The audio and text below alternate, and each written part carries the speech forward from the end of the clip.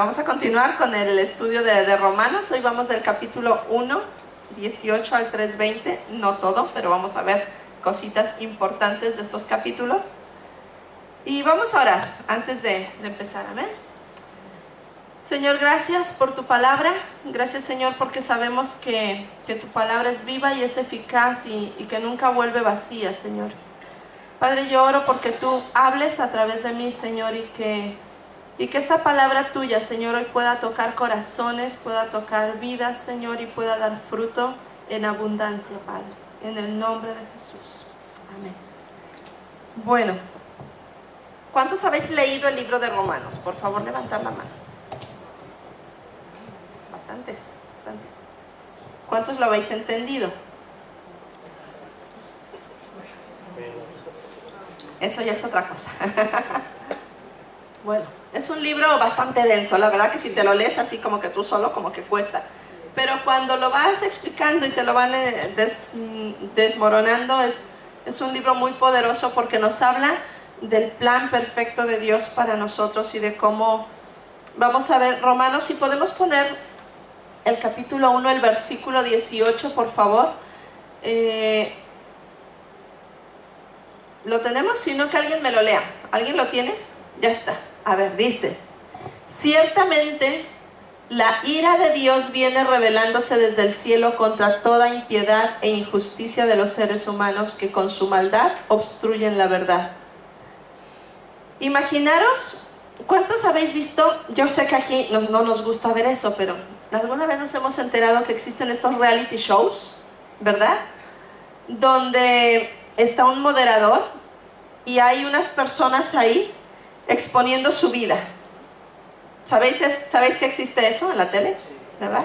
Entonces de repente, en Estados Unidos sobre todo, se da mucho el caso de que va gente extraña a contar sus miserias a la tele, ¿no?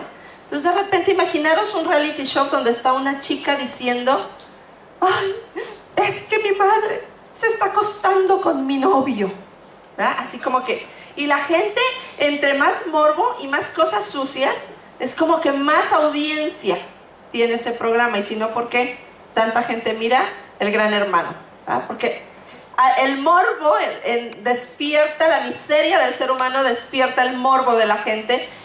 Y ahora imaginaros que en ese reality show, después de que la presentadora cuenta todo el drama de esa chica que ha perdido el novio porque su madre se lo ha quitado, porque no sé qué, dice que invita al apóstol Pablo a sentarse ahí también, el lado opuesto, ¿no?, de la cara, y le pregunta al apóstol Pablo: ¿tú qué dirías? ¿Qué diría tu Dios de esto? Bueno, Dios es amor, Dios perdona. ¿Creéis que eso diría el apóstol Pablo? Él diría: la ira de Dios está contra este tipo de cosas. Dios está airado contra este tipo de situaciones. Y a veces es como que no entendemos, ¿no?, este tema. De hecho, si vamos a leer, hay otras partes de Romanos que dice, en Romanos 12:9, Dios nos dice: aborreced lo malo. ¿Por qué? Porque Él aborrece lo malo. Seguimos leyendo, me pones del versículo 24 al 28, por favor. Romanos 1, del 24 al 28 dice: por eso Dios, ¿qué? Los entregó a los malos deseos de sus corazones. Estos versículos a mí me dan escalofrío. Los entregó a sus malos deseos de sus corazones. Luego dice que conducen a la impureza sexual, de modo que degradaron sus cuerpos los unos con los otros. ¿Me pones el 26? Por tanto, Dios los entregó a pasiones vergonzosas. El 28, por favor. Él a su vez los entregó a la depravación mental. ¡Wow! O sea, dices, ¿cómo puede ser esto? Pero en realidad lo que está aquí sucediendo no es que Dios les pusiera en el corazón a la gente esto, sino que Dios dijo: me retiro, es tal la maldad que los suelto, que no puedo convivir con esa maldad. A veces pensamos que en Dios, como como esos profesores o ese director de colegio que está ahí dando la paliza todo el tiempo hostigándonos, o pensamos que Dios es un padre, o Dios está tan ocupado que no nos puede atender, o que es un padre indulgente que todo lo perdona, pero Dios no es así, ¿vale? Dios es amor. Y como Él es amor, Él aborrece el mal. El amor y el mal son incompatibles. Por eso Dios dice, los entregó, los dejó, los soltó. Él no podía convivir con semejante depravación del ser humano. Ahora, el versículo 1 de Romanos, perdón, el versículo 18 de Romanos 1 dice que la ira de Dios se manifiesta contra toda maldad. La ira de Dios. Y podemos entender a un Dios airado, nos cuesta, ¿verdad? Porque nos han dicho que Dios es amor y que Dios es bueno. Ahora mismo vengo del Museo de Bellas Artes y estábamos viendo unas imágenes de Dios que yo decía, pero esta gente, o sea, algo se fumaron cuando lo pintaron. O sea, de verdad. Estaba ahí San Lucas escribiendo su evangelio dictado por la Virgen. Yo, ¿perdón? Estaba ahí un Jesús pisando la cabeza de un niño. Y dices, pero esta gente, ¿qué le pasaba cuando pintaban estos cuadros, no? Y a veces como que confundimos la ira de Dios, la confundimos con la cólera humana. Y por eso nos cuesta entender la ira de Dios contra el pecado, contra el mal, ¿vale? La confundimos con esa cólera humana, pero no tienen nada en común. La cólera humana, cuando yo me enfado, cuando tú te enfadas, normalmente es un enfado egoísta. Me enfado porque no me dieron lo que yo quería.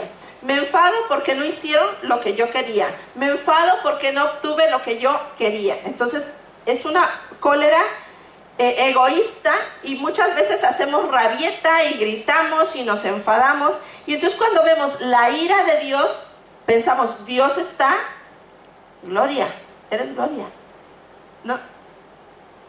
Sí, ahora yo te estaba viendo y digo, yo la conozco, ahora he caído, hola. Entonces la ira de Dios no es una ira humana, no es una ira que nos hace enfadarnos, que nos hace que le hace ese enfado egoísta, ¿no? La ira de Dios tiene que ver con el amor. O sea, Dios no se encoleriza porque no le salieron las cosas como Él quería. Dios no se enfada porque hoy no salió el sol. O Dios no se enfada porque hoy se le torció la cosa. No. La ira de Dios tiene que ver con el amor.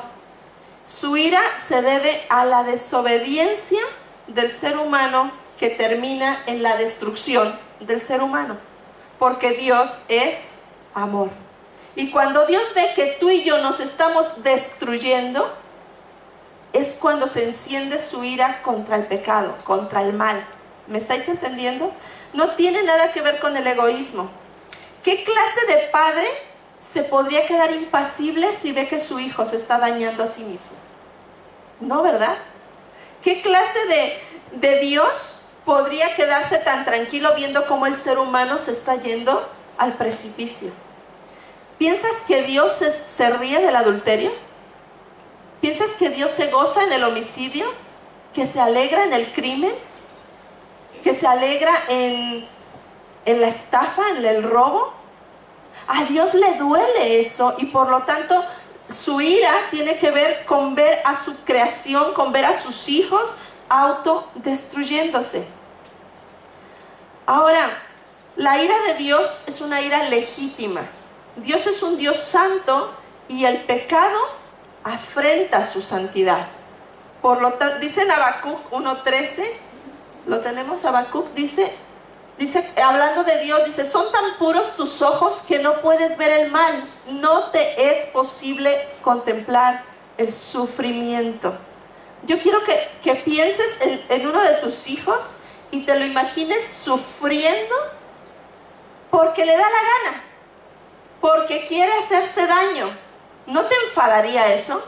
¿No te haría sentir impotencia y rabia de ver cómo se está autodestruyendo? Pues esa es la ira de Dios, ver al ser humano. Dios se encoleriza contra el mal que arruina a sus hijos. Hay una frase que me encantó que dice: mientras Dios sea Dios, no puede contemplar con indiferencia que se destruya su creación, ni que se pisotee su buena voluntad. Ahora Pablo sigue hablando, y en el versículo 19 y 20, si lo podemos poner, 1, 19 y 20, dice, lo que se puede conocer acerca de Dios es evidente para el ser humano, pues Él mismo se lo ha revelado. El 20, por favor.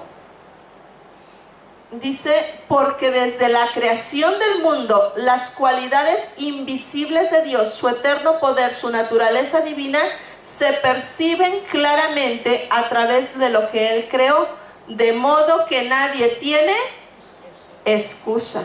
No tenemos excusa. Entonces Pablo sigue diciendo, no hay excusa. Dios se ha revelado a través de la creación. Dios se ha revelado mediante cada pequeño detalle. Dice la Biblia que en el Salmo 19 del 1 al 4, que los cielos cuentan la gloria de Dios y el firmamento anuncia la obra de sus manos. O sea, Dios ha estado constantemente manifestándose. Un día emite palabra, otro día, y una noche, otra noche declara sabiduría. No hay lenguajes ni palabras, ni es oída su voz. Por toda la tierra salió su voz, y hasta el extremo del mundo sus palabras. Dios ha estado manifestándose en cada pequeña hoja de una flor, de un árbol, en cada glaciar, en cada nube, en cada gota de agua. Él ha manifestado su poder. No hay ser humano que pueda tener excusa de que no puede ver a Dios. La creación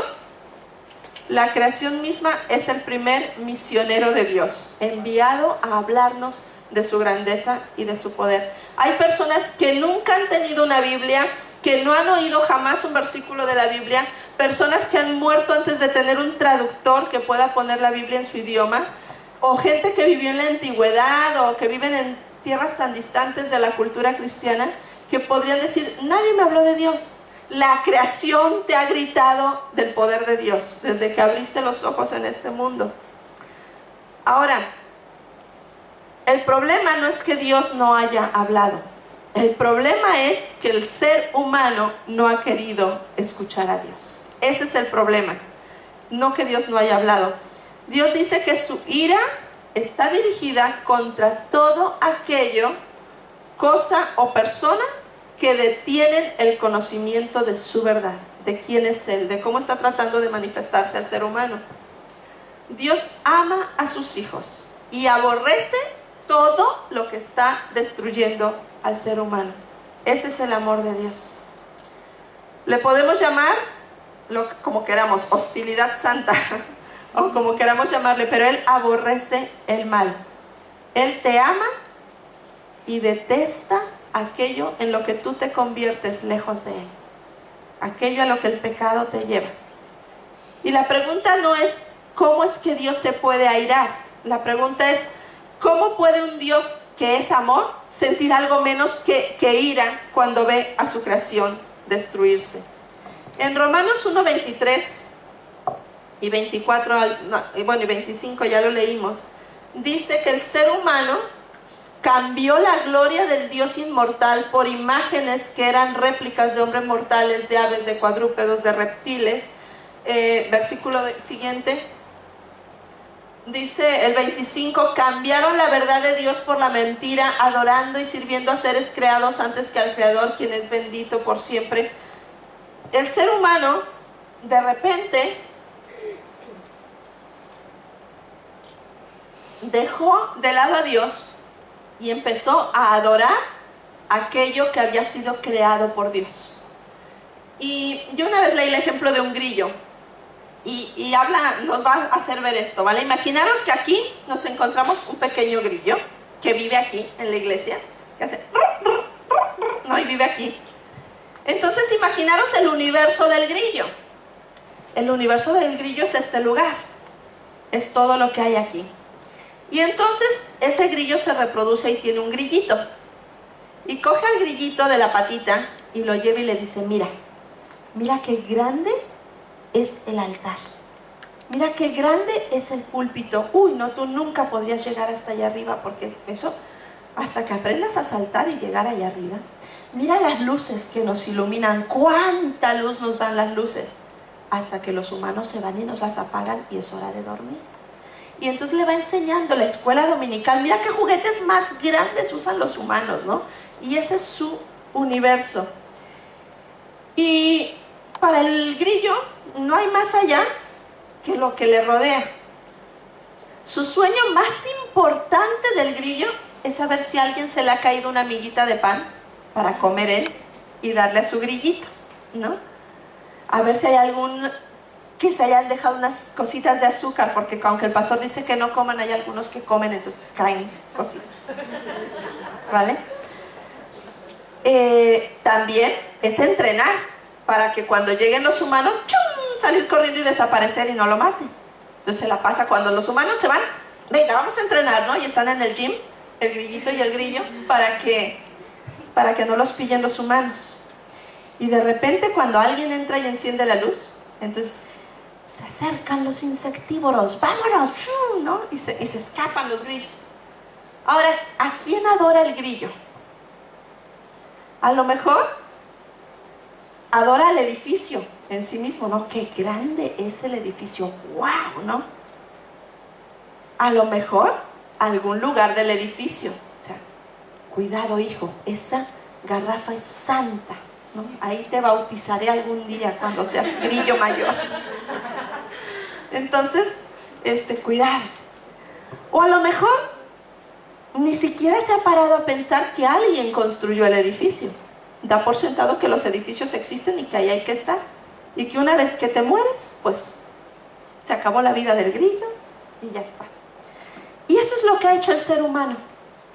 El ser humano ha decidido vivir en este planeta, disfrutar de este planeta, irse al gimnasio para que en lugar de morir a los 80 llegue a los 90, ¿no?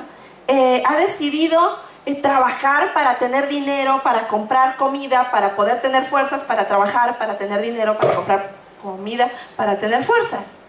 Y el ser humano se ha dedicado a vivir en su propio auditorio. Y la mayoría de los seres humanos se han olvidado de que alguien creó esto, donde estamos. Que hubo alguien, así como el grillo no piensa que hubo un arquitecto que diseñó el auditorio, el ser humano se ha olvidado de que hay un arquitecto que diseñó el lugar que habitamos. Y se ha olvidado de su creador. No me quitéis los versículos, porfis. Se ha olvidado de su creador, se ha olvidado de que hay alguien que lo ha diseñado a él y ha diseñado el lugar donde vivimos.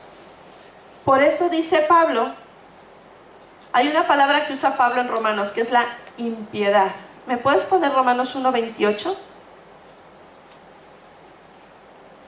Dice, como estimaron que no valía la pena tomar en cuenta el conocimiento de Dios. Entonces Dios se retiró y los soltó y los dejó que hicieran lo que ellos querían hacer. Y así llegamos al siglo XXI, al año 2018, al 9 de febrero. Así está el mundo. Está envuelto en pecado, está envuelto en odio, está envuelto en amargura. Entonces el ser humano ha decidido que si no hay ningún ser supremo más allá del mundo, yo pregunto, ¿cómo defines lo que es bueno y lo que es malo? Si la opinión de la mayoría tiene de qué determinar lo que es bueno y lo que es malo, que es cómo se rige el mundo, lo que la mayoría piensa, como Vicente, no voy donde va la gente. Y allá va todo el mundo haciendo lo que todo el mundo hace. Pero ¿qué pasa cuando la mayoría se equivoca? ¿Qué pasa cuando la mayoría no acierta? Ahora, pasamos al siguiente capítulo 2 y entonces Dios dice, bueno, yo soy santo, yo me airo contra el pecado, pero entonces le decimos, pues entonces como yo soy creado a tu imagen y semejanza, yo puedo ser como tú y entonces puedo juzgar, a mis semejantes. Y puedo juzgar a los que desprecian tu creación y puedo juzgar a los que se equivocan. Y entonces Pablo empieza a hablarnos de nosotros. Primero nos dice, no tienes excusa porque la creación te habla de Dios. Y luego en Romanos 2:1 dice, no tienes excusa. ¿Quién? Tú, yo, quien quiera que tú seas, cuando juzgas a los demás. Pues al juzgar a otros te condenas a ti mismo ya que practicas las mismas cosas. Entonces no tienes excusa en no conocer a Dios, pero tampoco tienes excusa en ponerte a juzgar a todo el mundo. ¿Por qué?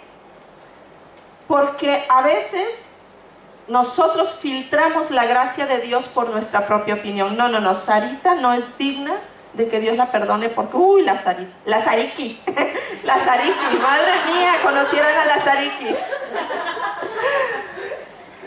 Entonces yo quiero filtrar la gracia de Dios por lo que yo pienso, por lo que yo creo. O diluimos, ¿verdad?, con nuestro prejuicio la misericordia de Dios. Y a todo el mundo queremos, no, Dios es bueno, no pasa nada, es lo que te dé la gana, que no pasa nada. No es cierto, hay consecuencias. Entonces, aquí la expresión clave es la palabra juicio. Una cosa es que tú y yo podamos tener la opinión de alguien, o una opinión de un asunto. Pero otra muy distinta es que nos dediquemos a dictar veredictos sobre las personas. Una cosa es que tengamos convicción y otra es que empecemos a declarar ya culpable a la gente.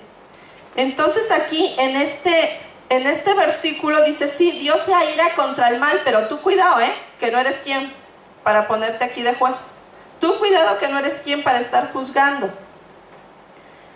Entonces, ¿cuál es la tarea del ser humano, del cristiano? Nuestra primera tarea es detestar el pecado. Es apartarnos de todo aquello que nos aparta de Dios y que nos hace daño. La tarea de Dios es lidiar con el pecador, no es la nuestra. La nuestra no es estar juzgando y estar señalando, no. Yo me voy a preocupar de mí, de apartarme del mal, de buscar a Dios. Pero la tarea de Dios es la de tratar con cada uno de nosotros, ¿no? Y no nos convirtamos en jueces, ¿no? Es lo que está diciendo Pablo. Dios nos ha llamado a aborrecer el mal, pero no nos ha llamado a que despreciemos al malo o al que hace lo malo. Esa no es nuestra labor. Yo creo que si tú y yo nos paráramos junto a Hitler, por hablar de alguien muy malo, podríamos llegar y decirle a Dios, perdona Dios, pero yo no soy como él. Yo no he metido a la cámara de gas a nadie. Yo no me he puesto, yo no soy racista, yo no he hecho campos de exterminio. Pero es que ahí está el problema. Y es que Dios no nos compara con alguien. Dios nos dice, mira, ni Hitler, ni el caso Gürtel, ni nada de eso es la norma. ¿Vale? La norma soy yo, es Dios. Si te tienes que comparar con alguien, compárate con Dios. Y comparados con Dios, dice Romanos 3:12, no hay quien haga lo bueno. Nadie, ni tú, ni yo, ni nadie. Por lo tanto, hay dos razones por las cuales no podemos juzgar a nadie. Uno, porque no somos lo suficientemente buenos para juzgar a nadie. Y dos, porque no lo sabemos todo. Siempre, antes de juzgar a alguien, conoce a la persona. Y termino con esto en Romanos 3. Lo que nos separa a ti y a mí de Dios es el pecado. Y ni tú ni yo tenemos la fuerza suficiente como para quitarlo de nuestra vida. ¿Cuántas veces la gente lucha por quitar un simple cigarrillo y no pueden con el tabaco? ¿Cuánta gente lucha con el adulterio, con la fornicación, con la ira, con el chisme, con la crítica? El pecado es tan fuerte en el ser humano que nadie tiene la fuerza suficiente para quitarlo de su vida. Y tampoco somos lo suficientemente buenos para borrarlo como si nunca hubiera pasado. Entonces, estamos separados de Dios. El ser humano nace separado de Dios por el pecado. A un niño nadie le enseña a mentir, ¿o sí? ¿Quién ha enseñado a sus hijos a mentir? Nadie, ¿verdad? La mentira está en el ser humano. ¿Quién le ha enseñado al niño a decir, no quiero? Nadie. Que mamá quisiera, todas quisiéramos que nos dijeran, sí mamá, lo que tú digas, ¿no? O sea, nadie les ha enseñado. Está en el ser humano. Dice Romanos, no hay justo ni aún uno. No hay quien busque a Dios, no hay quien entienda, ¿no? Todos, Romanos 3, 10 al 12, todos se desviaron a una hicieron cosas que no debían, ¿no? No hay quien haga lo bueno, no hay quien, ni siquiera uno. Ahora, cada persona en este planeta lo ha arruinado todo, lo hemos arruinado todo. Hemos arruinado nuestra vida, nuestros sueños, nuestro planeta. O sea, dime a mí el clima que tenemos. ¿Es normal? El frío, el calor y los cambios de temperatura. Nos estamos cargando el planeta. Lo estamos arruinando todo, ¿vale? Unos se centran en el placer. Otros se sienten la última Coca-Cola en el desierto, ¿no? Otros solamente se mueven y se impulsan por deseos inmediatos, ¿no? Otros simplemente están criticando y juzgando a los demás. Unos desdeñan a Dios, otros tratan de distraer a Dios con sus buenas obras, otros quieren reembolsarle a Dios sus favores, pero todos se pierden de Dios, todos están sin Dios. Y la muerte es una condición universal. Dice Romanos 3, 13, 14 y 16, si me lo ponéis por favor. Su garganta, anterior por favor, el 13. Dice, haz de cuenta que está describiendo la anatomía del ser humano bajo el pecado. Dice, su garganta es un sepulcro abierto, su lengua practica el engaño, hay veneno en sus labios. El siguiente. Su boca está llena de maldición y de amargura.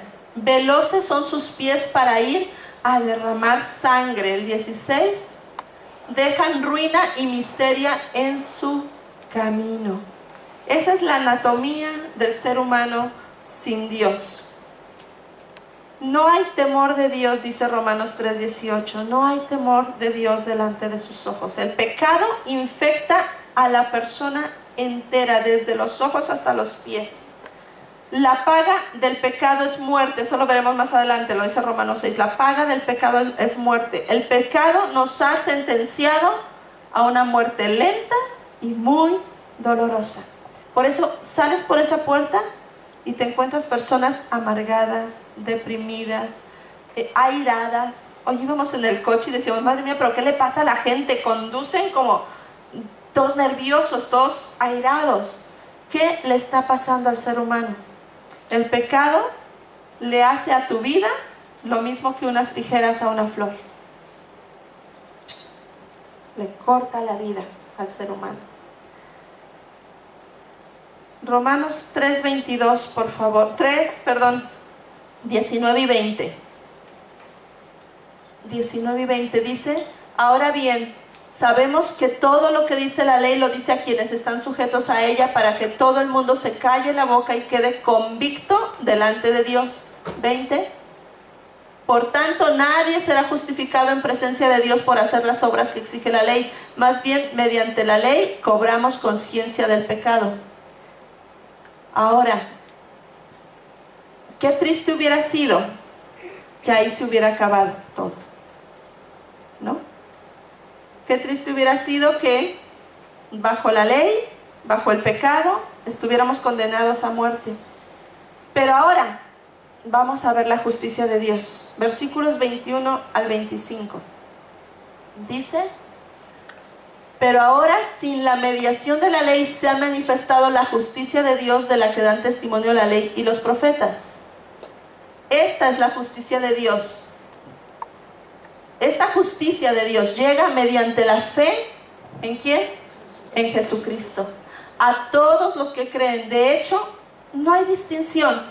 Dios no va a distinguir del rico, del pobre, de la mujer o del hombre, o del que tiene estudios, del que no.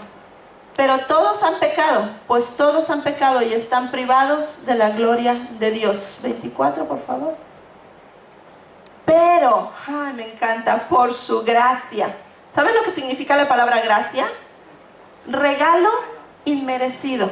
Por su gracia son justificados gratuitamente mediante la redención que Cristo Jesús efectuó. Por su gracia somos justificados, dice, y Dios ofreció a Jesús como un sacrificio de expiación que se recibe ¿cómo? Por la fe, simplemente por la fe en su sangre, para así demostrar su justicia. Anteriormente, en su paciencia, Dios había pasado por alto los pecados. Ahora, ¿qué fue lo que hizo Jesús? Jesús lo que hizo, el pecado no podía quedar sin pago, sin castigo. O sea, Dios no es un Dios que te pasa la mano y dice, no pasa nada, pecaste, no hay problema, te perdono y sigue. No, el pecado necesitaba un castigo. Pero en lugar de castigarte a ti y a mí, Él cogió a su Hijo, lo envió a la tierra, tomó forma de hombre y fue a la cruz. Y en la cruz pagó el precio de nuestros pecados. Y una vez pagado el precio de nuestros pecados en la cruz, tenemos acceso libre al Padre. Tenemos entrada libre, somos justificados, somos llenos de su gracia y podemos ser, como dice la Biblia, llamados hijos de Dios. Y podemos tener una relación de padre a hijo con Dios. Eso es lo que habla Romanos. Sí, hay un pecado, hay una ira de Dios contra el mal, pero el precio fue pagado por Jesús y ahora tú y yo tenemos libertad para tener una relación de padre a hijo con Dios. Amén. Nos ponemos de pie, oramos. Señor, gracias por tu palabra. Gracias, Señor, porque en ti encontramos respuesta, Señor, porque cuando tú enviaste a Jesús a morir en esa cruz, estabas pagando por mi pecado, por mi maldad, Señor, y yo no tengo la fuerza suficiente para quitarla de mi vida, pero tú, a través de Jesús en mí, puedes hacerlo, Señor. Gracias porque tú eres el que me da la fortaleza para poder decir no al mal. Tú eres el que me da la fortaleza para poder caminar en integridad y en rectitud. Y aunque nos equivocamos y aunque metemos la pata, tú eres un Dios que vienes y nos levantas y nos dices, tú puedes. Gracias, Señor, porque tu amor va más allá de mi pecado. Tu amor va más allá de todo aquello que yo podía hacer para hacerme daño. Tu amor me ha restaurado, me ha limpiado y ha hecho cosas maravillosas en cada uno de los que estamos aquí. Y podemos decirte gracias, Señor, porque eres un Dios de amor y eres un Dios que quieres lo mejor para tus hijos. Y por eso, Señor, te amamos y te damos la gloria en esta noche en el nombre de Jesús. Amén.